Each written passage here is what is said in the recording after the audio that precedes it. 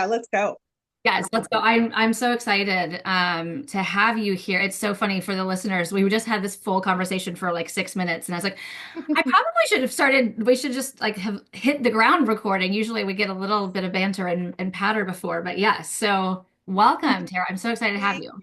thank you for having me. I'm really excited. Yes.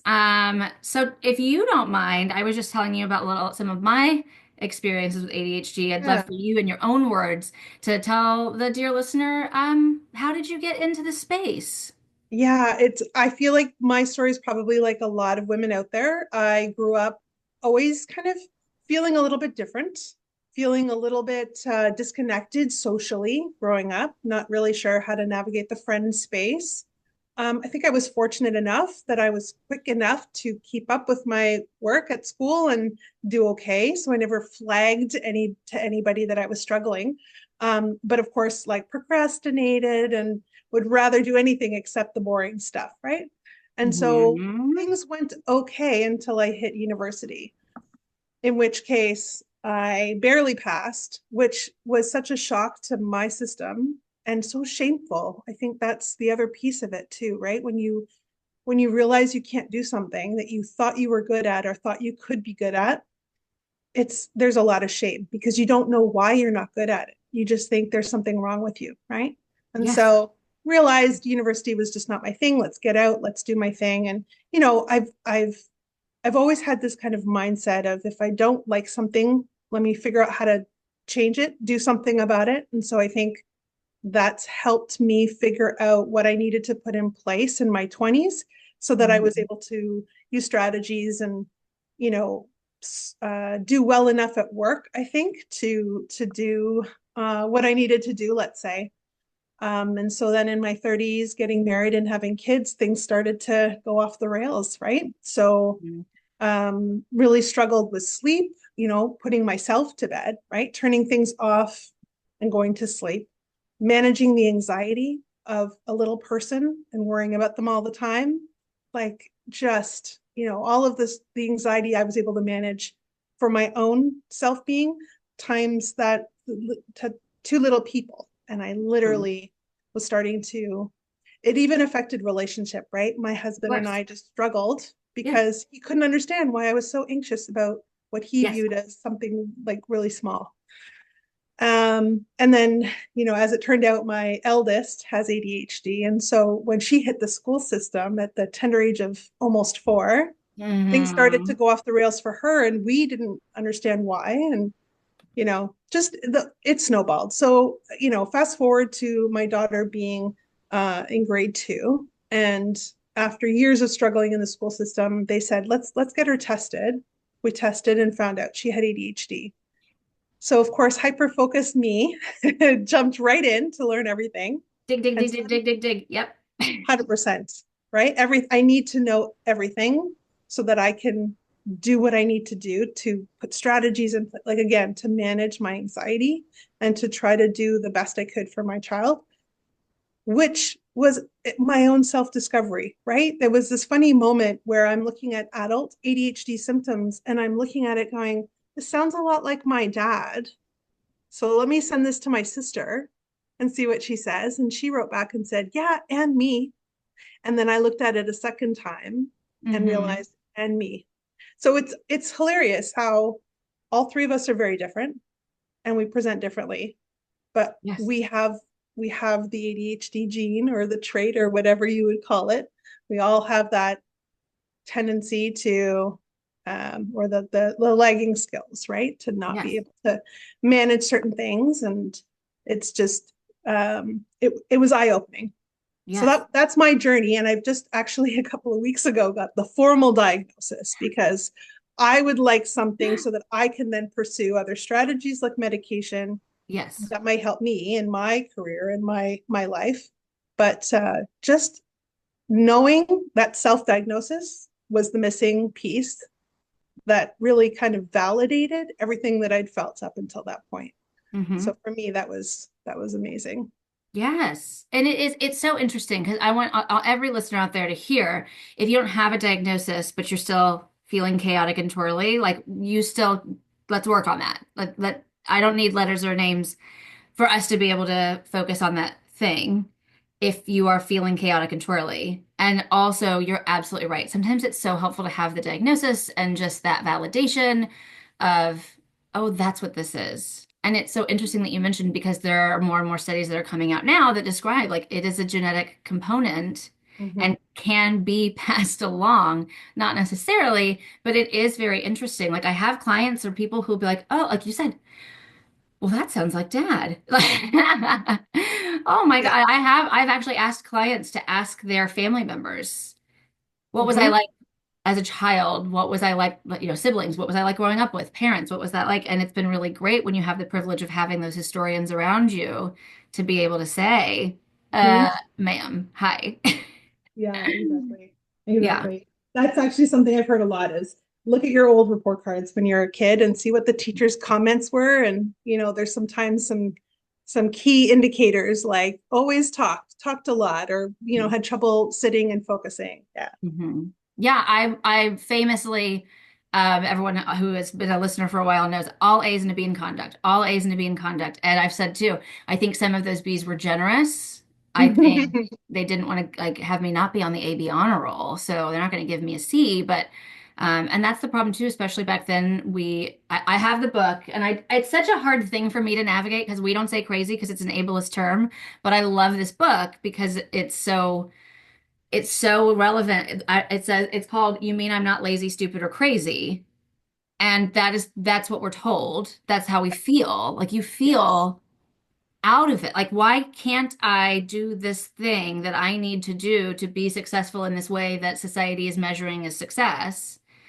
And how hard that is. And that's why there are so many of us with co-occurring emotional disorders, substance use, addictive personality, like all of those things because we also have, in addition to just the fact that we're working 5 times as hard to get a quarter of the work done as our peers, also too the internal and external stigma and negative conversations that we're having. It's so much. It's everything. It's so layered. Yeah. And I would say, if you know what's going on, you can then approach it from a sense of advocacy and putting some Yes. strategies in place. Yes. And the lack of knowledge, the lack of ability to advocate, you're going to do whatever you can to not feel the negative self-talk, right? So that's the addiction challenges, right? But Yes. I really genuinely feel like if we are able to um know ourselves, right? And know that it's not something that we are, there's no deficiency that we're trying to compensate for. There is just a brain that doesn't have the executive function needed to be as effective in life as possible as others. And so Mhm. put some strategies in place, like I will say like one personal story when we had the conversation with my dad to sort of tell him what we thought. Uh-huh. He got very quiet, and we realized he was reflecting on his own life. And he shared stories about himself as a student, as a teenager, that he'd never shared before because there was so much shame attached to it, right? And Yes. and being able to tell him, this is why you struggled with tests. This is why you love history, but you weren't able to regurgitate the dates hmm past to get the career that you wanted at the time. Right. It wasn't you. It's just you couldn't study that way, or you couldn't remember things that way, or you couldn't be tested that way. hmm And there was such a shift in and reflection in him that I think, at his age, he was able to feel a sense of, I don't know. It's almost like a lifting of some shame and guilt, Yes. and it came in his 70s. But I'm so glad that that was possible for him, right? It's such a beautiful thing to hear because, of course, we want to go back in time and drop in and be like, hey, teacher, by the way, this is why he's having this trouble and blah, blah, blah. But not blah, blah, blah. That was disrespectful. It's so much of that. But like the long conversation that a person could have. And given the fact that we don't have time travel yet, to still feel Yeah, that validation at some point and then to change that self-talk, like it's not too late to change the I way that you don't. speak to yourself and think about yourself. Yeah, it's never too late. Never too late. Yeah. And 100%. so That's why I'm so passionate about talking about it. So like normalizing and allowing people the idea of, oh, hey, wait, that does sound like me, or that does sound like so and so. And it's not just an excuse to throw medication at children or and I'm always I'm so intentional about saying like hurt people is not a thing. Hurt people get a therapist and do better and try to navigate, but they take that time for themselves. It's not like, oh, well, I've got ADHD, so I don't have to take any tests. No. We're gonna hold the space for this is not the way. I mean, it's unfortunate we've set so many people, myself included, up for so much failure. We've kind of taken the amalgam of the neurotypical person and created school systems out of it. And every person has to fit into this. And even people who are, for all most sake, neurotypical, even find their own struggles because it's so one size fits all. And so, Mhm. yeah, that really is part of that conversation. And Yeah, like I would say just to your point, if you have an employer that says they expect, this work package from you, you've got to get something done, mhm, you know, being able to say I have ADHD is not going to mean that you don't have to do the work just because you don't want to do it. What it exactly. means is you saying I have ADHD and so I need you to give me a firm deadline and hold me to it, because that is a strategy that will help my brain kick into gear when it needs to kick in, because it will, like, it has that ability to get that rush of like, oh gosh, it's due tomorrow, and get it done, right? And Mhm. so to your point, we're not making excuses. Right. It's really just understanding what you need in order to be successful and then putting Yes. those strategies into place. Yeah. Yes. Yes. Like I just would encourage everyone out there who does have a diagnosis or not that that's the jumping off point, and then where do we go? Not just, well, that is what it is, and I throw my hands up in resignation because there's so much to be done. We are spectacular, beautiful starfish, each one of us, and there's nothing wrong with us. And we do have expectations. You've got that report due.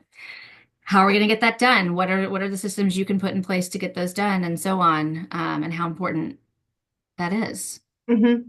Yeah, I agree. And I think, part of the reason I'm on my journey as now a parent coach is Hmm. to help the younger generation. So I can't get into a time machine, as you mentioned, but if I could be there to support a parent, to be there for their child at Yes. an age where they can potentially, hopefully, reduce the negative internal dialogue and Hmm. reduce the need for self-medication, so Hmm. that and feel empowered, really. you Yes. know some people may say ADHD is a superpower. That's subjective. That's up to you, I think, for your own life and how you Very feel, much so. Very right? much so. Yes. But I would say that it's important for yourself to acknowledge that this is who you are, and because you have an ADHD brain does not mean you are less than. It Hmm. just means, just like if you are short and can't reach that top shelf, you're Yes. going to need a stool. And you can feel bad about it, or you can just get a stool and this is how I look at it, right? I have Like, never heard this, and if I could still do a backflip, would get up and use it because I love it so much. I love this so much. Please go ahead. I just like, yes. Oh my gosh, yes. well, I feel like we've heard the analogy of the eyeglasses. If you can't see the board, you're going to need glasses, and Mhm. just get the glasses, right? Do what Right. you need to do, get the Right. strategy in place so that you're Hmm. able to do what you need to do. And I Hmm. love the analogy of being, if you're not tall, like I think I'm a tall enough woman, but my husband's taller, and there are some things on that top shelf, and I will never be able to reach it. It is what it is, and I can feel Hmm. bad about it, or I can be frustrated, or I can just get a stool Hmm. and use the stool. And Hmm. I really, this is what I'm trying to impart as well with my 10-year-old daughter, who now has been diagnosed for 2 years, is to advocate. If she's struggling to write a test in a busy classroom because it's noisy and distracting, why don't we put something in your IEP to say, let's do a test in a quiet room? Hmm. Or let's, have the ability to do it verbally if you can't sort of translate what you're thinking onto paper, Hmm. whatever it is. It doesn't mean that you can't do it. I heard somebody say once that I think is great to share, that it's important for young people, maybe adults as well, right? Depending on what it is, but definitely if you are a student of any kind, it's important to distinguish. There's you as a person and there's you as a student. You may not be great at being a student. You may be procrastinating, you might be late, you may, do poorly in tests or not be able to study. That has nothing to do with you as a person. You are a fantastic person. You just need some supports and some strategies to be better at the student thing. But when you're growing up, it's all mixed together. So it's easy to feel like because you're not good at school, you're not good at anything. It's so hard because for children, that often is so, it is such a high percentage of their lives. You get Mm-hmm. up, you have breakfast or whatever that, maybe you have breakfast at school even. So not even that piece of your life is yours. Mm-hmm. And you're at school all day. And then a lot of times you're hanging out with kids in the neighborhood who go to school. So they know what's going on. And then you're talking about school. And sometimes you do sports, and sometimes those sports are connected to school. And so it's very hard to have that such a narrow worldview. I struggle all day, every day, Monday through Mm-hmm. Friday. So therefore, I just struggle and I suck. And Mm-hmm. so having those intentional conversations and separating is so important, saying there's Yes. student you and there's you, and we're going to work with student you. I have the book, I literally have it like propped up on my shelf over here, the book by Dr. Carol Dweck. It's called Mindset, and like having the fixed and the growth mindset. And Mm-hmm. it's funny because you're talking about like I'm never going to grow and be able to reach that shelf. It's like that is a good example of an appropriate fixed mindset. Like this is as tall as I'm going to get. Almost everyone at 39 my age, like I'm not going to get any taller, so I need to find ways to accommodate for myself to be able to reach that top shelf. And the Yes. rest of that is having that growth mindset and what that looks like. How Mm-hmm. we allow for ourselves, I can't do it yet. That's a big thing. I've always taught my children. And if they say I can't do it, I'll be like, yet? I can't do it yet. It's got to be fun having a therapist for a mom. Uh, but it's so important in the way we look at that and the way we phrase it and the way we think about like I can do this thing if I put these things in place. I can be successful at this exam if I find a quiet room or I'm able to stand up in the middle of test or whatever that looks like for your 504 and your IEP. Yeah. Yeah. Yeah, absolutely. And I think as well, we have this expectation as humans, but definitely it starts in school that we have to be good at everything. Oh gosh. And we aren't, let's be honest, right? Yes. And, if you're good at math, fantastic. There's some great careers that will Hmm. help you or let you do math for your career. But if you're Hmm. not, the world will not end. You will find a job. You will be fantastic at a job. Hmm. Um, but there seems to be this pressure that we have to be really good at everything. And so the um, school system will say, if you get lower marker in math, you got to double down and do extra math just to practice it. But, Right. if that's not your strength, and if you have ADHD, you have even less desire to do the things that you're not good at or that you don't want to do. And so it's really kind of important to lean into your strengths. So for example, if you are a leader, if your child is a leader, find leadership opportunities like mentorship at work, or if you're at school, see if there's clubs and things that you can lead or be on the morning announcements or whatever it is, Yeah. because that's a place that you can shine and you get to do what you love, and it's balancing out the stuff I'm not as good at with stuff I'm really good at, and Yes. that really does, like, for a mindset, really helps a lot. I want to validate everyone so much. Not this world is so bent toward people with neurotypical Mm-hmm. situations. We do not put enough emphasis and care into physical intelligence and body intelligence. And it's like, did you pass maths? Did you pass reading? Did you pass your foreign language? Well, then you like, and it's not to say that those things aren't important. Again, hurt people is not a thing. We still need to be able to participate in some of these things. I don't have any research that shows not learning math is good for anybody. So I don't want to say like, get rid of math for people with and of course not all Yeah, people with ADHD. Some people are the most amazing at people are math. amazing at math, exactly. So, right, there's no one thing. I just want to be so clear, like, but we also like, I'm so good at this thing, but this thing's not important. Like, Hmm. and I hold space for that it Right. feels that way because uh there's no trophy or Olympics or honor roll for you being good at whatever that thing is, but also acknowledging like that is something that you're passionate about, that you do love, that you do enjoy, and how important that is as well, while also navigating the school day. Yeah. That's definitely, again, one of the reasons I'm supporting parents because of that advocacy piece. It's a full-time job. I'm not going to lie. It is. Because when you're not actually advocating, you're thinking about it, you're problem solving, you're emotionally attached to the outcomes, you're worrying about your kid all day. Yeah, it's a full-time job to worry about your kids Yes. and do what you can to help them. The Um, tickering is so real. Just like there's a 100%. party. What was the theme? Do I need a gift? How old is the person? Like, well, of course, like maybe not. Of course, you need a gift. Like, do I not need a gift? It specifically says don't bring a gift. Like, what do I?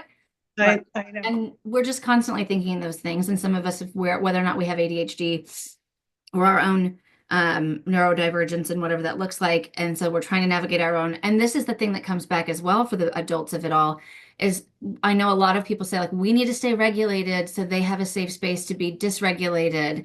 And we do. And I agree with that. And also, but where are you going to wring yourself out? Because it feels really good to scream sometimes. Or like Mhm. we tell kids to punch a pillow, like, do you get to go after you've stayed regulated so your child can have a meltdown? Do you get to go out to the garage and punch a punching bag? Or like, what are you doing? Therapy, obviously, Yeah. coaching. Like, what are you doing? Because you don't become a parent and turn into a robot. You still have the feelings, you still have the needs. And I absolutely know for a fact that so many of us kind of forget that or don't believe that. Like, well, I'm a parent, so this is my job. So da da da da da da. And it's like, yes, yes. Again, yes, you do need to stay regulated so they can be dysregulated in a safe space. Can you be regulated all the time? Do you feel like that's realistic? And also, too, what example are you showing to your kids? One, if you're walking around acting like you're perfect all the time, they're going to probably aspire to that in many various ways as well. Well, my parents are always amazing and perfect and know exactly what to do. Therefore, what's wrong with me because I'm not? And also, two, when we do have those moments to and get to apologize and show them our human side, like they get to realize that too, and they get to that gives them permission if they in whatever their relationship's looking like moving forward they don't have to do that either. Like it gives them permission to take care of themselves as well. We're normalizing therapy, we're normalizing self-talk, we're normalizing advocacy in all of those spaces. Yeah, absolutely. I was going to say repair is probably the lifeline. And it's so important to learn that because um, you are going to make a mistake for sure, right?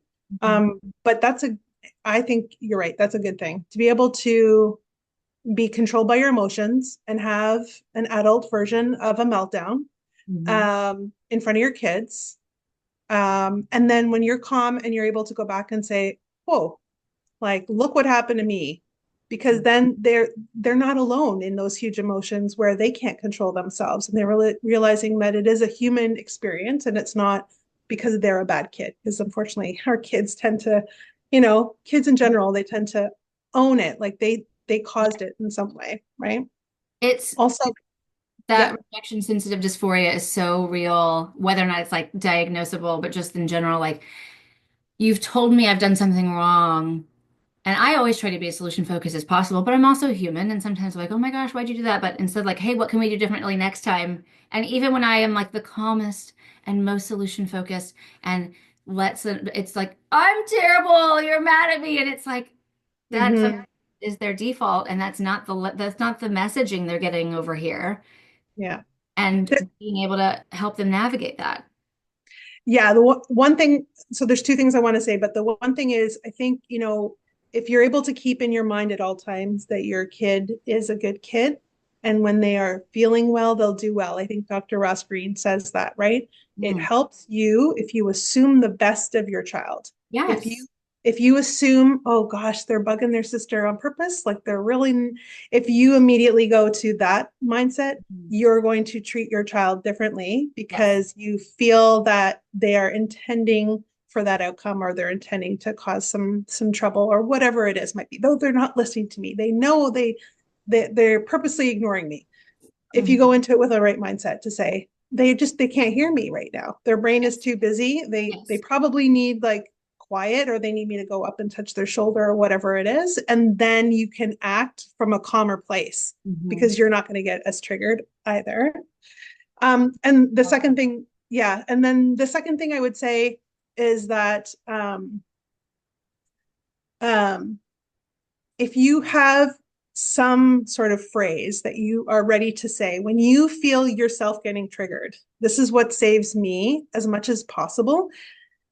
Or I try to, let's be honest, like it doesn't happen all the time. But, if I'm able to be aware, self-aware of the triggering moment, if I can say something to my kids like, I am extremely overwhelmed right now. I am feeling the emotions bubbling up in me. And you asking me questions over and over and over again is making it really hard for me to calm down. Mhm. And so I'm going to have to ask you to stop for 1 second because I'm having a tough time. And Mhm. like if you have the ability to sort of set the stage for them to say, I'm really cranky right now, and I know I'm yelling at you right now, but it's because I'm having a hard time, Mhm. then it owns it and it doesn't put it on them Right. because And here's how they I'm will, going to change. And here's how you can help the situation by giving me space for a moment or not asking that question again or being patient and waiting for me to come bring you your waffle and cut it up for you. And yes, mom, like, mom, mom, that thing. I Yes. mean, I Right. really hold all of the space for that. I love that so much. Dr. Brene Brown has done longitudinal research on are people doing their best. And I think it's easy for us as parents to be like, well, I've told them to do this, so why won't like just do it? Like and we don't assume that they're doing their best. And I love this pivot of what if they are? And actually, generally speaking, we know that they are. And if there's something that's going wrong, it's because there's a system out of whack or something is not like they're not just not hearing you. Like you said, going and putting your hand on. And my spouse, bless, listens to this podcast religiously. So thank you for that, sir. I'm right here with you. But I am going to give an example. So he also has ADHD. In first grade, he was diagnosed. And so God bless, at least one of our children never had a chance. We'll see how the second one goes. I'm not sure. She's still young enough, but he just said, go clean your room. And that is not a problem for my spouse. When he was younger, that was not, oh my gosh, I wish I had photos of what my room looked like sometimes. And my mother would be delighted to let you all know. And I have visual visions of what my room looked like and like barely, if not at all, being able to see the floor, like stepping over things and whatnot, because it just felt so overwhelming in our brain. And so he was frustrated because he walked upstairs after he told him to clean his room and he's playing with his Lego. And I was like, right. So what we need to do instead is I need you to go clean up the dinosaurs. That's a very specific thing for him to do. Mhm. Just go clean up the dinosaurs. Now, the whining energy and attitude is a different conversation. Like, okay, like you know, you do need to do that. I am going to hold you accountable, Yes. but I'm going to set you up for as much success as possible. Go to the dinosaurs and then come get me. Okay, go put your clothes away and then come get me. These small, and I encourage this for adults. I've got clients up to 60 something plus years old that we're having this conversation of how easy it is to feel overwhelmed by something. And when you're overwhelmed, your brain shuts down. I've just been sitting on the stairs. Like I've got 5 things I need to be doing right now. And I can't come, I've gotten myself out of my Eisenhower matrix of it all, and my urgency and my importance is blown. And I'm sitting and I'm 39. So we have to set them up for success while still holding them accountable in these Right. small pieces. How do we break this up in something that helps? Because if they're upstairs playing Lego and we're mad at them because we assume that they're jacking around, Hmm. that does damage our relationship and does make them feel lazy or whatever word you use in that conversation instead of Hmm. let me take the ownership of that. Let me set you up for success. And thank Hmm. you for letting me use that example. I didn't. Hopefully he's okay. I love that example because I think that speaks to so many parents, and I want to use that example to talk through some things. So, for example, Yeah. the first thing I would say to any parent is like, how important on the scale of 1 to 10 is a clean room for you? Oh gosh. Oh gosh. Yes. Yes. Because we have whether it's your own upbringing or whether it's your own Yes. sense of pride in your home or your Yes. perfection or your whatever, you may have your own perceptions and your own triggers. A Yes. messy room might trigger you. So, Yes. don't fight every fight. Mhm. especially with an ADHD kid, and let's just own it. If it's not important to you, drop it. And Make again, I hold space. Yeah. You may have been, we've all, again, hurt people, right? Like, let's go all unpack our traumas in therapy. Like, if Yeah. you were emotionally, physically assaulted, if your room was not spotless, then of course, as a parent, even though you are going to take that down and not be abusive about it, how hard is it for you to walk into your child's room and Hmm. see it?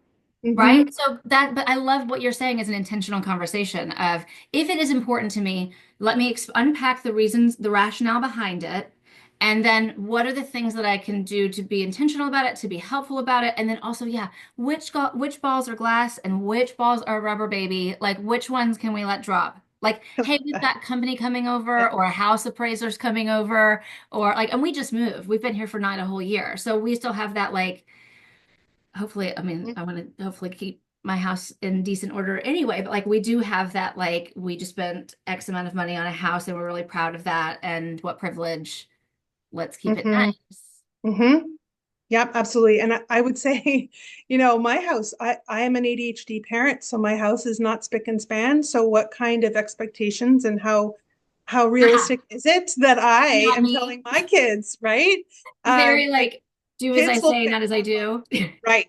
And kids are the best, they have the best radar for hypocrisy, for sure. If you are not a clean person or a tidy person, and you're expecting that from them, they'll be like, no, something wrong with this. Like, no, Well, and that's not articulating the difference between clean right. like dirty and messy too. Like, Right. did you leave a smashed Reese's cup on the floor, one that the Yeah. dog might eat, or two that will attract bugs, depending Yes. on your animal situation? Like, that is something, yes, yeah, that's important because we don't want bugs in the house, period, end of story.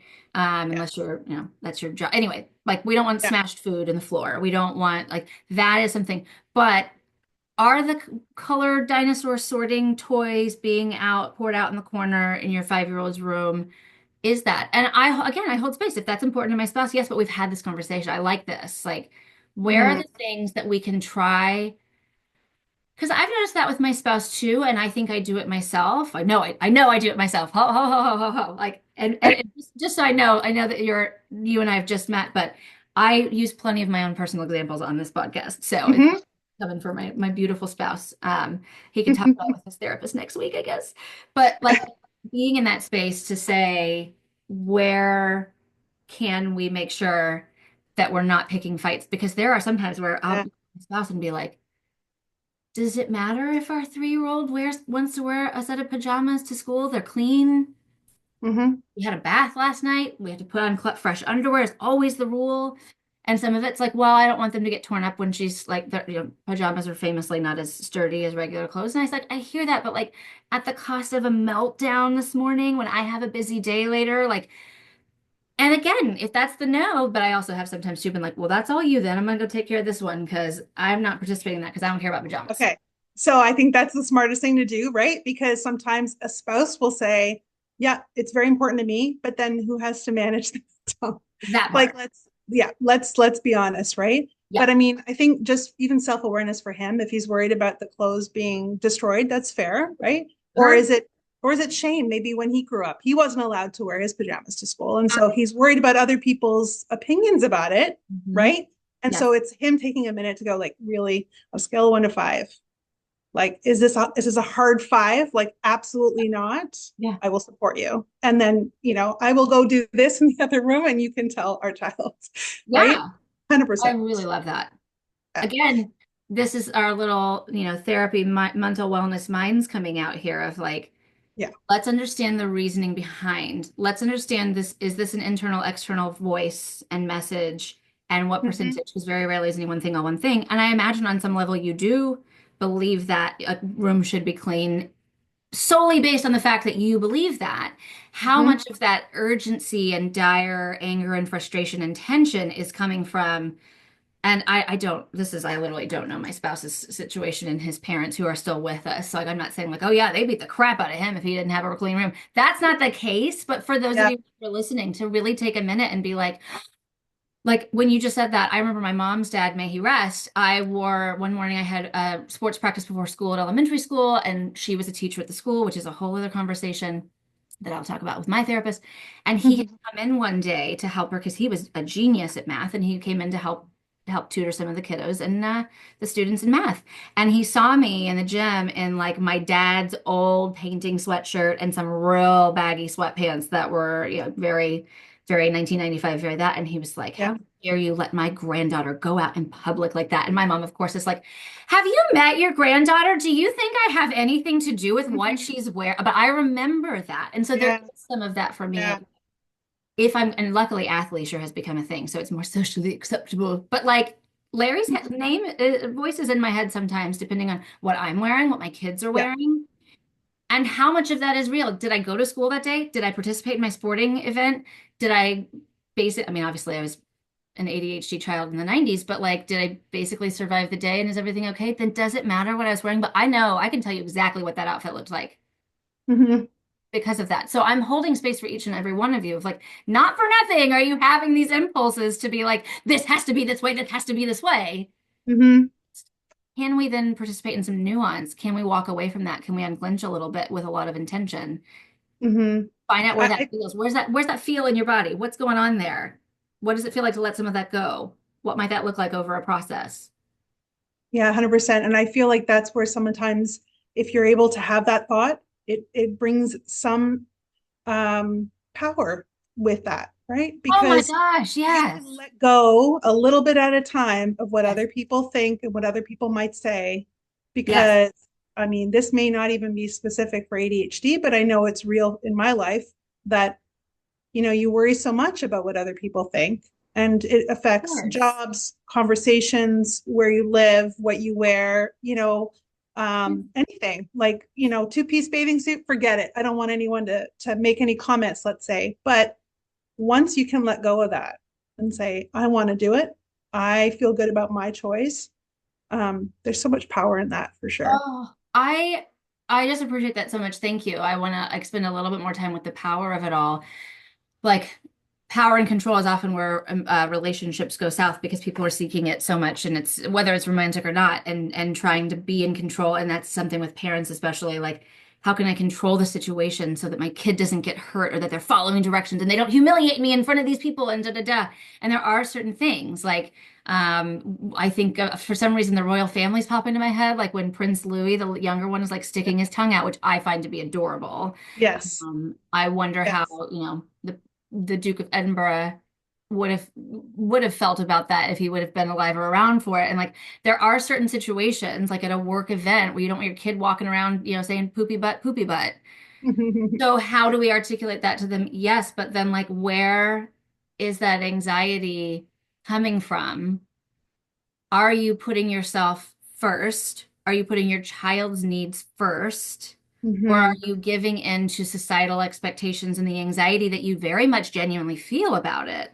Hmm. But then you're skewing your situations, yours, your spouse, your partner, your co-parent, your kids, whoever is in the situation, based on, oh, I don't want to make them mad. Well, you're making me mad now. Who are you more Yeah. upset about making mad? This person or me? Like, and then a Yep. situation where it can't be, it has to be one or the other thing, or certain things like we can pivot over here a little bit, but also like having that awareness helps you to feel, have things feel more in hand. Like, Hmm. oh, this is where I'm coming from and feeling like I have to do this thing. Hmm. How important is it that I do it at all? How can I do it at 75%? Can we get there later?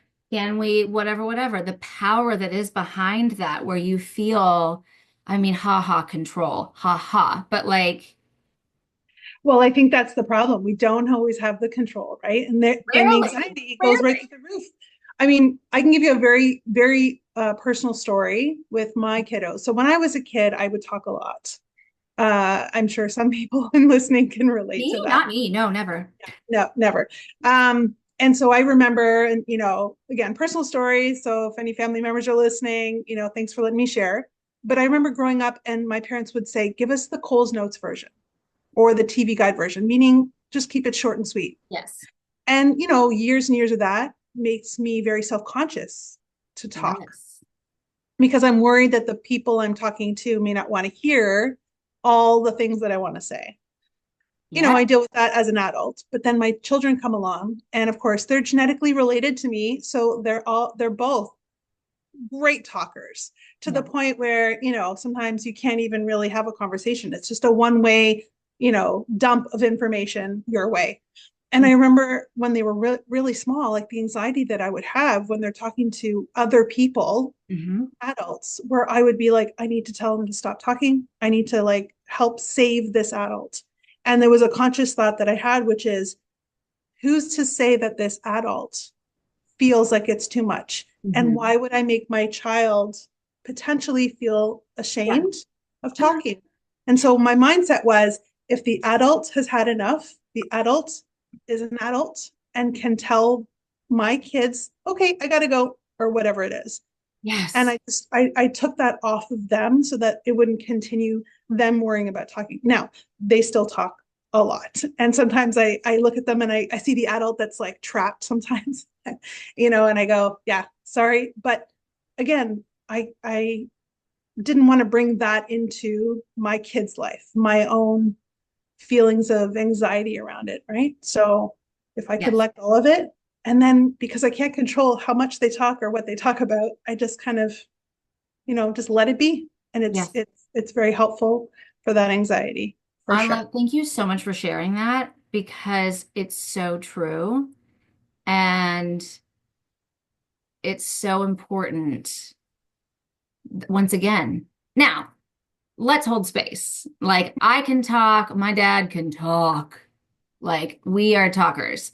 And there Mhm. is something important to be said for a little social awareness. Are you taking up all of the oxygen in the room? Like, yes, and some self-awareness is important, but there's a difference between like that shame piece of needing to curate everyone else's, like you basically force yourself into a codependent relationship with the entire world of like, how much space am I allowed to take up? Can I talk? Is this too much talking? Am I talking too much? Oh no, but okay. Are you good? Are you good? Are you good? Are you good? And how uncomfortable that feels for you, and then not pushing that off onto your child in such an Mhm. intentional way. Again, like, hey, maybe it's somebody else's turn to have some questions or somebody else's, like, right? And also Mhm. allowing adults to be adults and take care of themselves. And, but yeah, and it's that. I hope she doesn't mind. I'm obviously not going to give any identifying information. I have a friend this weekend, and she said her kid was like, question, question, question, question, question. And he actually stopped himself and he was like, was that too many questions at once? I was like, yeah, so that's a good skill. Like, that is a Yes. good skill. Yes. And that is helpful, but we got to be very intentional about just not shutting people down because we're worried about what other people are going to think or worried about that. I love that. Yeah. Love that so Because much. because I would say as well, as an adult, so I know like your listeners are both adults and parents, right? But Mhm. as an adult woman, I don't know if the women piece is a part of it. ADHD for sure is, but I'm in a workplace, and now I'm a little bit uncomfortable sharing my opinion in a room because I don't know if other people are going to feel the way that sometimes my parents felt or whomever it was, right? So it's held me back. And I've had coaching from leaders that will say, speak up more. We want to hear what you say. But the instinct is to make ourselves smaller and talk less because of commentary when you're a child. So I think all of this to say, if you feel triggered or if you feel that anxiety or that worry or something, it's like take a beat and try to figure out, like, is it your own triggers and your own thing that you got to deal with? Or is it a legitimate lesson that your child needs to learn? Or both? Yes. And But like take a minute. we live in a nuanced world, even though sometimes I think people think it's black and white, where it could be both, but where is Yes, the balance of that? exactly. What is the bigger message here? What is the thing? And yeah, Yeah. absolutely. Yes. I'd love to get back to your bedroom story though, Yes, because I please. have some other strategies that I think it would be really great to talk it through because, if the room needs to be clean, let's be honest, right? And I would say one way to know if you're cleaning for yourself or for others is, do you clean up right before people come over? Or do you keep it clean all the time? If it's when people are coming over, then it's probably because there's a bit of, anxiety around other people seeing your house in a particular way, right?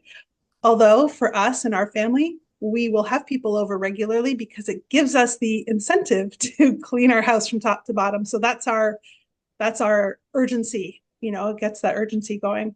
Totally. But yeah, but I would say for the bedroom, one thing I would say is the kids are very smart. I think we don't give them as much credit as they're due Very much for agree. collaborating and really understanding the situation and wanting to help. So, if you come into it to say, listen, this is your room, but I need it to be a certain level. So, no food, for example, in your situation, no food, or I need a path from your door to your bed if you want me to kiss you goodnight. That part of the carpet needs to be clear so that I can walk through and not step on anything. Yes, I'd love to Um, break my neck trying to tuck you in. That's a fair, again, that's a really lovely boundary. right. Like my preference would be everything, but I understand that's mentally that's overwhelming for you, right? And so, yeah. And the other thing too is if the whole thing does need to be clean, because there are those of us who need it to be clean, um, be mindful of things like your child with ADHD is probably going to need to see things to know where they are. If they're locked away in cupboards and Yeah. drawers, they can't see what clothes they have. They don't know what stuff they have. And so they feel more comfortable with it Yes. out. So find a balance, find ways to hang clothes visually or, have transparent bins and drawers so that they can see Transparent their bins. We're adults too. Take heed. Like exactly that's such a 100%. good tool. Yeah. And then, if it does need to be clean, make it fun. Nobody ever in the world says that anything that you have to do that's boring has to feel awful, right? Uh-huh. So put on your music, do the body doubling strategy, which is Yes. be with your child in the room while they're doing it because having company is motivating. But Mhm. make it fun, make it a challenge. You do this side of the room and I'll do this side of the room and see who can get it done faster. Um, and then one last strategy is once it's tidy to your level of comfort, take a photo of it.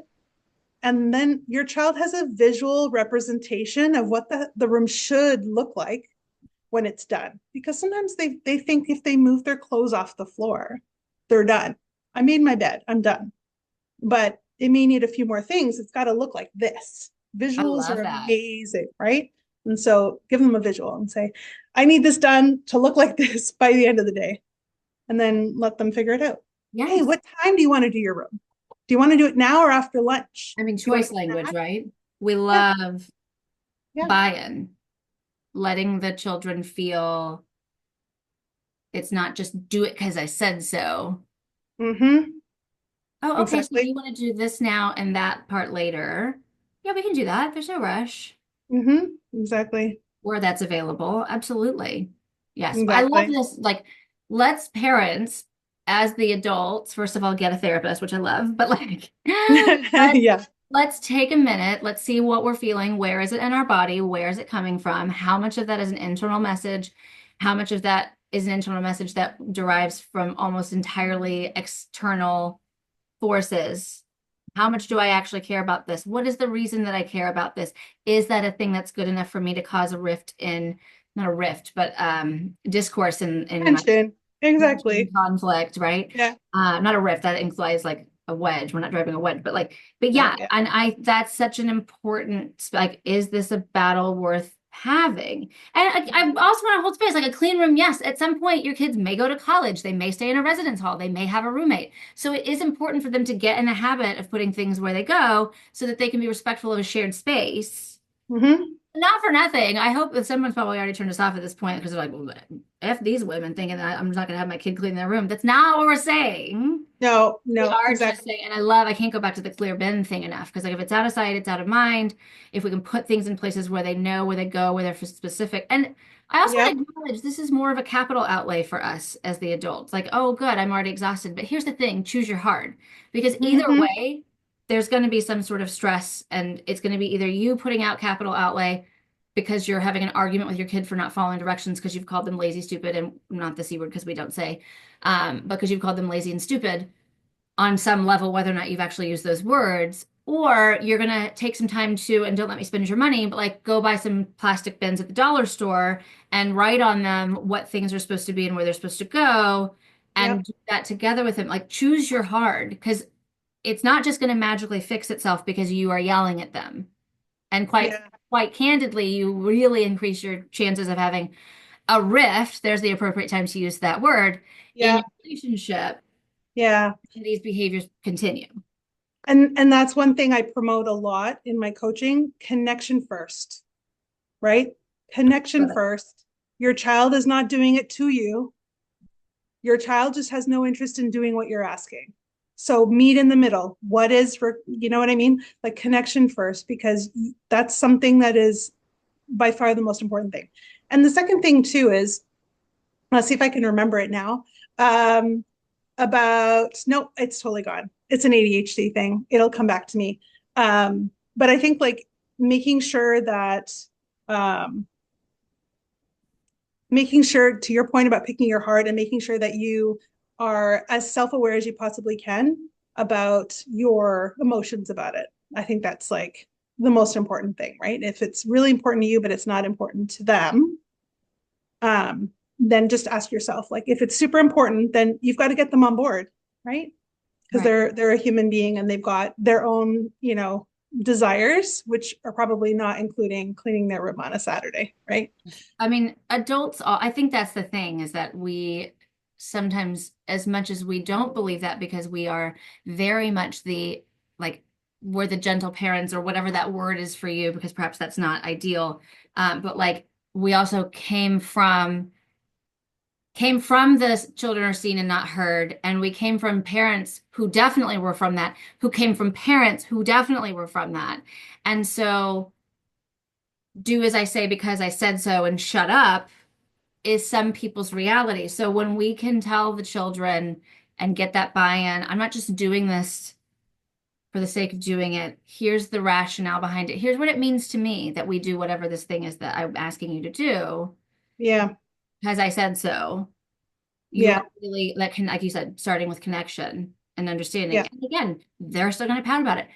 I can't tell you, I've actually literally said to my kids, like, I mean, you'd already be done by now if you would have gone and Mhm. done it. And you know that it's important that we put that cup in the dishwasher so it can get clean tonight. Like, 100%. so that's not gonna say like, oh wow, they've solved it. Now the children will always do exactly what they need to do. It's just starting from that space of warmth and Mm. connection, Yeah. intention. And intention. Yeah. I remember what else I was going to say. ADHD brains will often catastrophize. So if a 5-year-old is not keeping her room clean, we immediately go, she will never be able to keep her room clean, right? Your Yeah. example was a roommate in college, right? So we Yes. think about that as a 5-year-old, and then Mhm. we sort of put like adult responsibility on a 5-year-old and say, well, if she can't Totally. do it now, what is her life going to look like, right? The reality is her brain has a lot of development Mhm. that's going to happen between now and then. Sure. So it's also being really mindful of, is this the right I love level of that. reaction, Yes. right? If my child couldn't tie their shoelaces at 5, do we really think that they're never going to be able to tie their shoelaces in Yes, their I entire think life, so. That's another right? school example. Oh, 100%. I think there's so many school examples where, the teachers will say, well, your child just can't grasp this math concept or won't sit still or doesn't want to participate. Yeah, that's right now. That's this Yes. year. What's going to make your child feel included, feel respected, um, and feel safe in a school environment? A lot of kids don't feel safe in the school environment because of, challenges. Mhm. That's the important stuff, especially if you're talking elementary age. I mean, Mhm. the learning's going to happen, but Yes. don't kill the love of learning or the fear of school. Like if that anxiety of school continues, then they're going to struggle with school forever. But if you can address the anxiety and make them feel safe and secure and seen and, respected, Mhm. it'll continue. One other thing I wanted to mention too, we were talking too about kids who will whine if you ask them to Mhm. do something. I want to also throw out there that, you know, we have to have a little bit of a thicker skin, which is so hard, right? But when our kids are like, oh, like the noises that come out of them or the Yes. the very mild like threats, like, fine, I will do this, but then you owe me, or whatever their commentary is, they start to do it, but they feel like they've just got to get like a noise or a dig or a commentary or a whatever. Uh-huh. Mm-hmm. If you react to it, it blows up. Yeah. Your child will probably stop wanting to do it anyway, and then there will be more conflict. But if you're able to just sort of put it in the category of, this is just their outside voice and they haven't learned how to make it an inside voice yet, Yes. and just they're doing it, just leave them, let them say their little, oh, this sucks, and then let them march up the stairs and do the work in a huff, but they get it done. And that's I because they are that's so trying to important. work through it, and they just haven't learned how to like manage that big emotion yet. They'll Mm-hmm. get there. But yeah, the one other way to try to keep things from becoming World War III, just have a bit of a thicker skin if they need to do a little external vent for a minute. It is that is so important.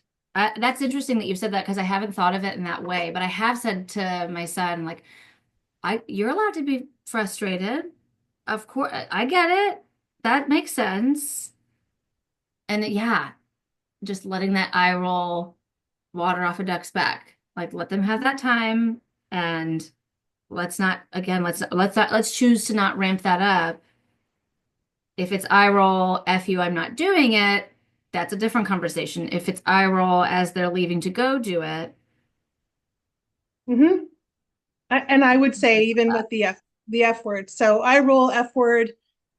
Do you address that right in this minute? Mhm. Maybe not. You could. I mean, that's a personal choice, but then you're getting into the conflict before the work is done.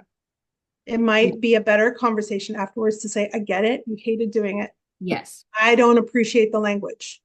It's That's a, something to keep in mind. I am not an autism specialist, but that is something to keep in mind if your child has ADHD and is meeting some criteria for autism. Sometimes the best thing to do is in the moment because if you wait, they won't remember what you're talking about later. So, but being very intentional about your own child and their needs, if they have the ability to come back to things, I love, right? Like yeah, yeah. are we picking a fight right now? And it's not again, it's not picking a fight because you are allowed to not want someone to roll your eyes at you and also, hey, moving forward. And I love a solution focused conversation, which does not always work with my children either, but I try. Like, Mm-hmm. what can we do differently next time? What can Mm-hmm. we do differently next time? How can I help you be more successful next time? What can we do moving forward so that you don't feel the need to roll your eyes or huff and puff about it? Yeah. But I like what you said, maybe not in that moment. Yeah. I mean, because again, they're kids, they're learning, right? And you just need to remind them of your boundary or society's rules and boundaries for society, right? The F word is inappropriate. Find fudge, something else. If you want to say something, if you need to get it out, find a different word because that means you've crossed the line. Everything else, it's up to you. My preference is I don't want to hear it. Again, it's sort of like being really firm to say you're allowed to feel it. And if it's outward, that's fair. I don't want to hear it though. So maybe you could wait till you're in your room and then start eye rolling and doing the whatever, or the language that you use. Yeah. Because, and I would say, like, I'm not really an expert in autism, but I would say for ADHD, we do remember often. I mean, if you wait a week, you may not, but in the moment, the next day, you remember because you're usually beating yourself up about how poorly you acted when you were emotionally triggered as a kid. You feel it, right? And so if you address it and say, listen, I don't like how you did it, but I appreciate that you did the work and you lean into the positive.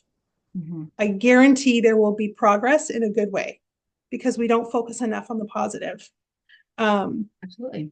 there's an analogy that I heard that I love, which is the green light, red light thing, where, when we're going through life and we're driving and we hit all the green lights, we don't actually consciously remember the drive Uh-huh. because we're hitting green lights and we're moving and we're on autopilot. The minute you hit a red light, you were kind of like, oh God, I got to hit the brakes. Like now Yes. you remember and you're self-aware, right? Same thing with kids. They're doing 100 things right, and then we notice the stuff they do that's not right, Yeah. and we call it out, right? We say red light, don't roll your eyes. But we don't acknowledge that they're going to do the work or that they completed the task that you asked them to do.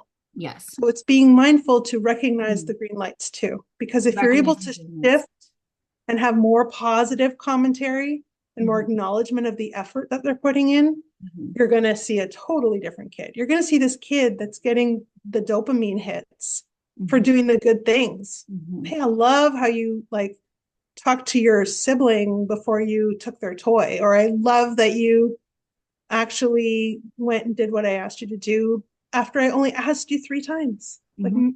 if you have to, make stuff up that is more positive than negative, meaning don't make up stuff that they did, but Right. put a spin on it.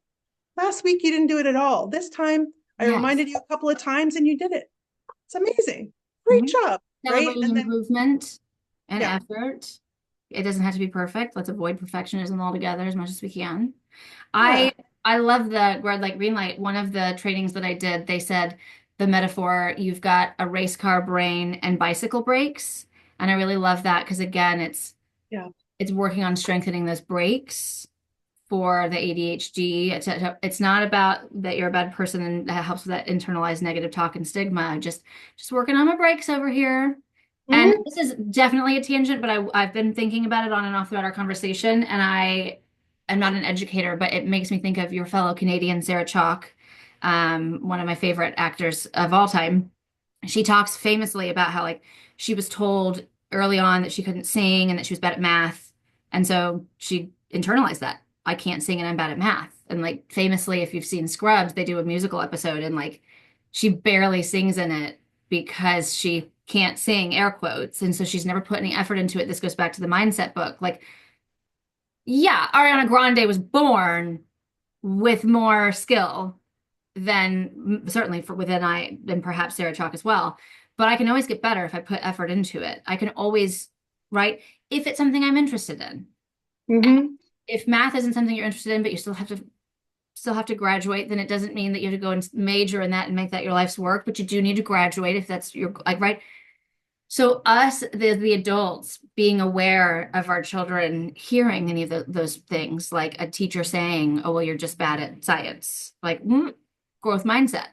How do we reframe that? How do we rephrase that? How do we look at it a different way?